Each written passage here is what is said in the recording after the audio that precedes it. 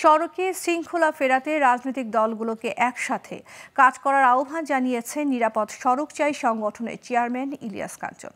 সকালে নিরাপদ সড়ক চাই আন্দোলনের ৩১তম প্রতিষ্ঠাবার্ষিকীতে তিনি এই আহ্বান জানান। এ সময় বক্তারা বলেন, সড়কে যারা চাঁদাবাজি ও লুটতরাজ করে তারা যে দলেরই হোক, তাদের ধরার জন্য অন্তর্বর্তী সরকারকে কাজ করতে হবে। শেখ হাসিনার সরকারের আমলে সড়ক ঘিরে নৈরাজ্য, লুটপাটের স্বর্গরাজ্য গড়ে উঠেছিল, এখনও তা বন্ধ হয়নি বলে অভিযোগ করেন বক্তারা। সভায় রাজনৈতিক দলের প্রতিনিধিরা সুপারিশ করেন, শুধু আইন নয়, দরকার আইনের যথাযথ প্রয়োগও। নিরাপদ সড়কের জন্য একটি কমিশন গঠনেরও প্রস্তাব দেন তারা।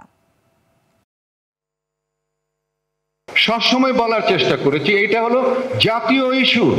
মানুষ এখানে সড়কে মৃত্যুবরণ করছে, আপনারা অন্তত এই জায়গাটা অন্তত এক হন। সারা পৃথিবীতে দেখবেন যে জাতীয় কিছু ইস্যু থাকে, সেখানে রাজনীতিবিদরা এক হয়, কিন্তু আমরা কোনোদিন এক হতে পারি।